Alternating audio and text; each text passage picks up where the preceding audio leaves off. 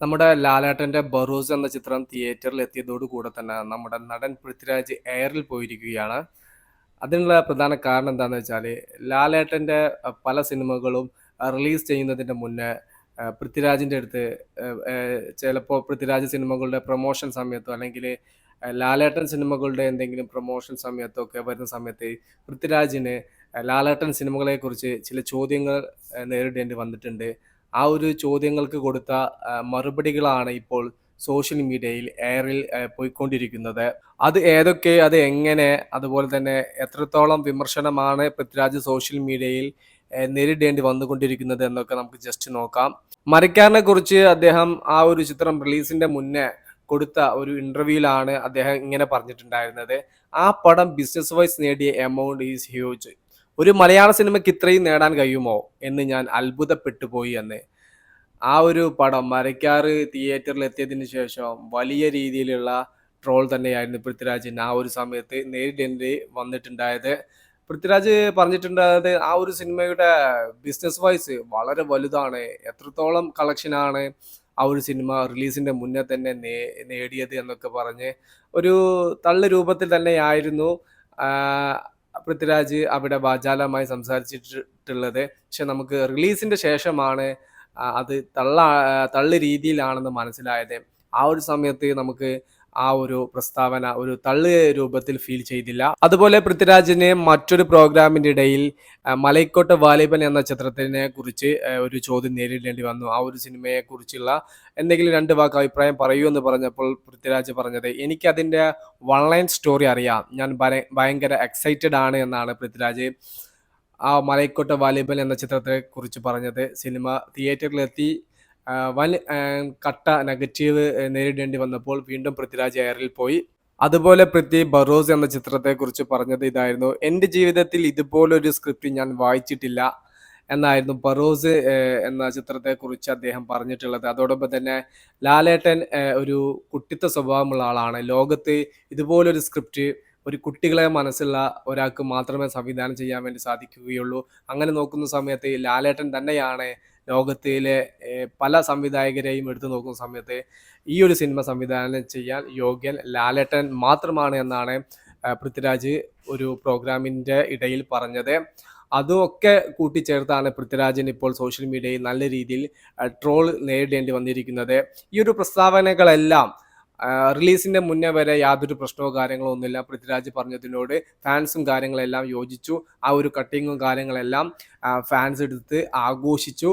നല്ല രീതിയിൽ ഹൈപ്പ് കയറ്റി വെച്ച് കൊടുത്തു. എന്നാൽ റിലീസിന്റെ ശേഷം ആണ് ഇത്തരത്തിൽ പൃഥ്വിരാജിന്റെ പ്രസ്താവനകൾ വളരെ വലിയ ട്രോളിലേക്ക് എത്തപ്പെട്ടത്. ഫാൻസ് തന്നെ പൃഥ്വിരാജിനെ നല്ല രീതിയിൽ തെറി വിളിക്കുന്ന അവസ്ഥ. പൃഥ്വിരാജ് ചെയ്തത് ചിലപ്പോൾ ലാലേട്ടൻ എന്ന നായകന്റെ വലിയ ഫാനായിരിക്കാം പൃഥ്വിരാജ്. അല്ലെങ്കിൽ അദ്ദേഹം ചില ചില ഘട്ടത്തിൽ ആ ഒരു സിനിമകളെ കുറിച്ച് ചിലപ്പോൾ പൊക്കി പറയേണ്ടി വരും. കാരണം പൃഥ്വിരാജിന്റെ സിനിമകളുടെ പ്രൊമോഷന്റെ ഇടയിൽ ലാലേട്ടൻ സിനിമകളെ കുറിച്ച് ചോദ്യം പൃഥ്വിരാജിന് നേരിടേണ്ടി വന്നേക്കാം. കാരണം അദ്ദേഹം ലാലേട്ടനെ വെച്ച് ലൂസിഫർ മൂവി സംവിധാനം ചെയ്തതാണ്.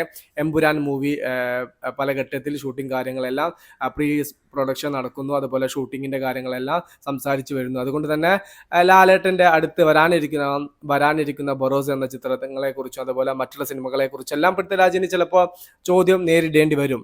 അത് ചിലപ്പോൾ ലാലേട്ടൻ ഫാൻസിനെ സന്തോഷിപ്പിക്കാൻ വേണ്ടിയിട്ട് അദ്ദേഹം പറഞ്ഞതായിരിക്കാം. പക്ഷെ അതൊക്കെയാണ് ഇപ്പോൾ പൃഥ്വിരാജിന് വളരെ വലിയ വില്ലനായി മാറിയിരിക്കുന്നത്.